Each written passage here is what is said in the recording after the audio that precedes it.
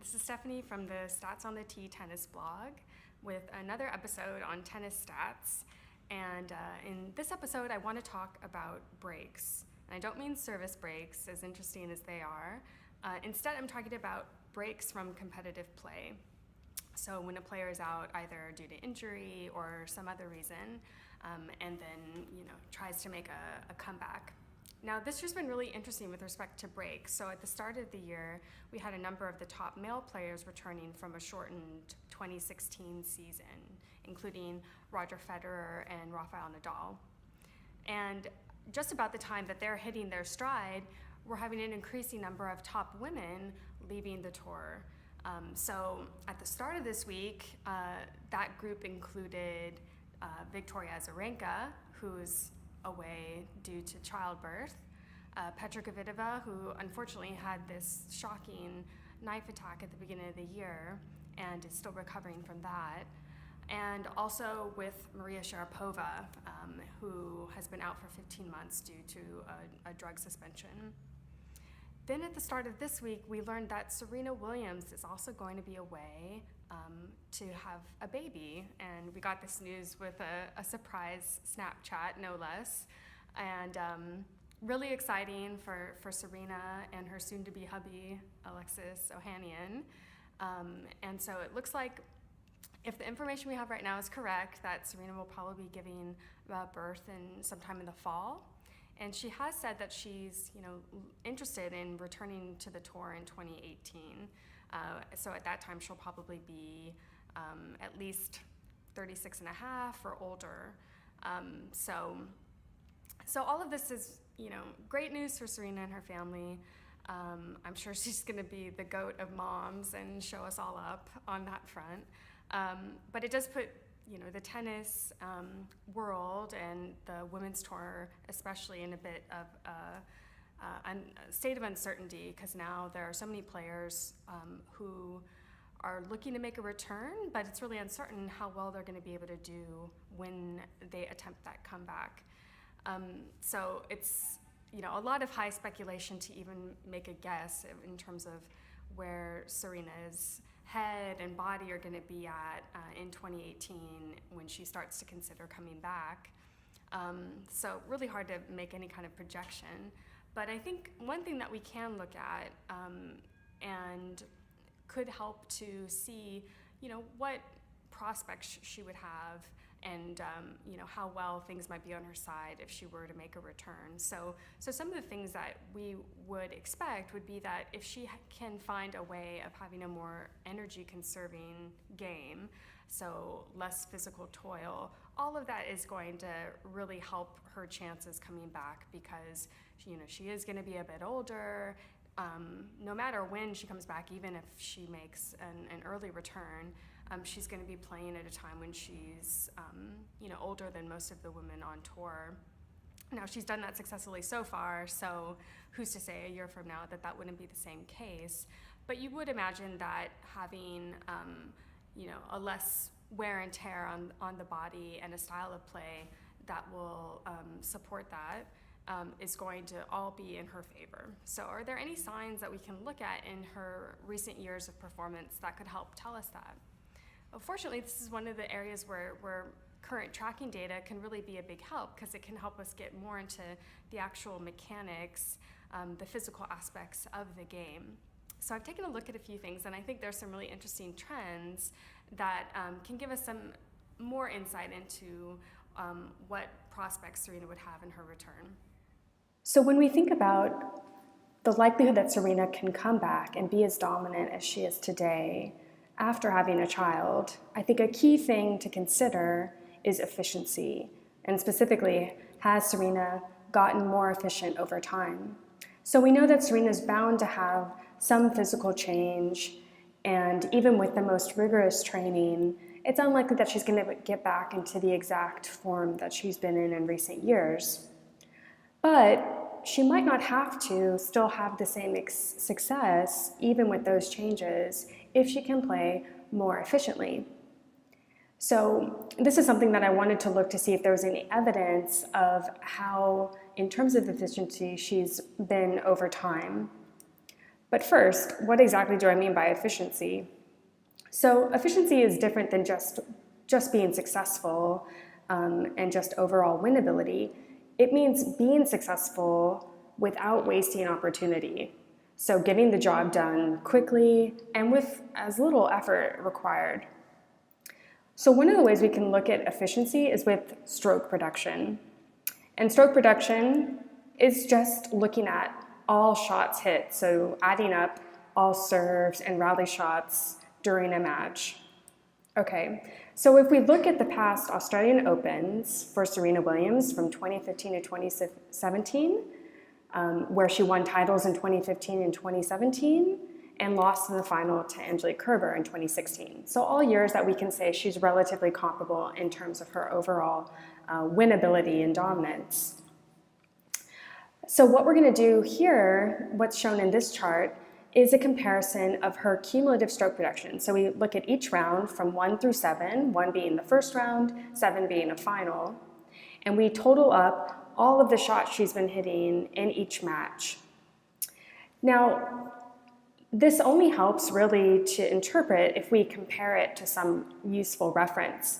So what you see in the dashed lines are comparisons to what all other players did on average at those events. So for other women that were competing at the Australian Open, we see the bottom 25th percentile, so what the lowest 25% stroke production was among those players, and the highest 25th percent. And we can see in every year, Serena's either in line with that low 25% or even below. And so over time, she's actually been reducing her stroke production even while playing the same amount of matches. So this argues that she has found a way to get to later stages of majors and win titles with less effort and overall physical exertion, at least by one measure, which here we're just taking stroke count. That leaves the question of exactly how has she been able to get this kind of efficiency gain? Is it that she's been playing with more power? Has she been playing with more aggression? Or is she just simply playing smarter? Now, we probably can't get at all of these things exactly, but we can look at some. So one measure of power, for example, would be with serve speeds. So in this chart, we're looking at her median and 25th to 75th percentile, so the interquartile range, on her first in the top panel and second serves in the bottom row. And all of the speeds you see here are in kph. So it's interesting to see if we look from year to year, in terms of first serves, her overall average has actually declined somewhat. So she's lost about 5 kph if we compare her average in 2015 to 2017, which would suggest that she's actually maybe playing with slightly less power. If we look at second serves, however, we see an uptick. So she's gained on her average about 3 kph on second serves. So that suggests that she's playing with a bit more aggression and more power on the second serve, which could suggest one way in which she's contributed to her trends in efficiency. Finally, we can also look at something that's very characteristic of Serena Williams, and that's where she positions herself on the serve return. So we've sort of looked at one side of the equation, some suggestion of aggression and power on her serve, and now we're looking at the other side when she's receiving. And so what you see here in these little ovals is the average area where Serena's positioned on her opponent's first serve. And we're just comparing here for simplicity 2015 in blue, 2017 in orange. And at the very top, you'll see her first round positioning.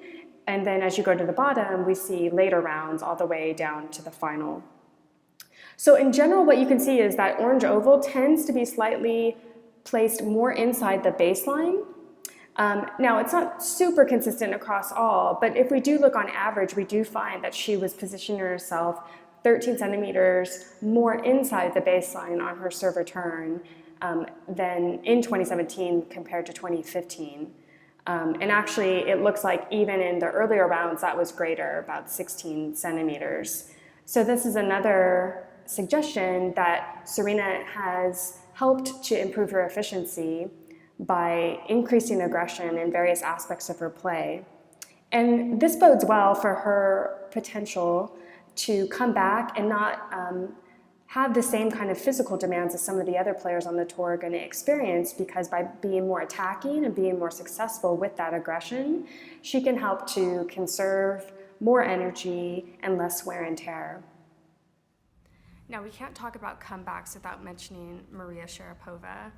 So with the excitement of the announcement of Serena Williams going to be a mom and expecting, we might have forgotten that Sharapova is actually going to be coming back to tour in less than a week. So somehow Serena found a way to upstage Maria even in the news cycle. But really, the news of Serena's absence from the tour was probably a big birthday present to Maria Sharapova. And one way we can see that is if we look at Sharapova's current strength compared to current top players on tour, Serena Williams was really the only one who would have a favorable standing against Sharapova. And even among the top 20 players, for all players except for Serena, Sharapova would be expected to have the strong odds on her side when facing them in a match. So one thing I wanted to point out is that those assessments are all based on an assumption that Sharapova's ELO rating when she left at the Australian Open 2016, losing to Serena Williams in the quarterfinal, that she would be able to return at that same level suggested by that ELO rating. So I wanted to just show a little bit of analyses that I did a couple weeks ago, just point out one that I think is particularly interesting with respect to that question of how reliable is a long-term ELO projection, and would it make sense to even consider it when thinking about where Sharapova is likely to be when she makes her return on Wednesday at Stuttgart. So I've talked a bit on the show about ELO ratings as a general method for assessing a player's ability and strength at any particular time. We can use ELO ratings to have some guess as to where Sharapova is likely to be when she makes her return in a few days at Stuttgart. The reason we can do this is because of one of the properties of ELO that distinguishes it dramatically from official rankings. So we know official rankings penalize players for not competing, and you start to lose points the longer you're away from the game. So right now, after 15 months, Sharapova no longer has a ranking. So we can't really use it to assess where she's likely to be. ELO, by contrast, assumes almost the opposite. So it basically says, you are where you were at your last match. So ELO, for example, currently has Sharapova at nearly 2,400 points, and that's based on where she was when she ended at the Australian Open in 2016. So that rating puts her at the top among the players she's likely to face during the clay court season. So she's towering over everyone with that rating. And it has not changed during the entire 15-month ban.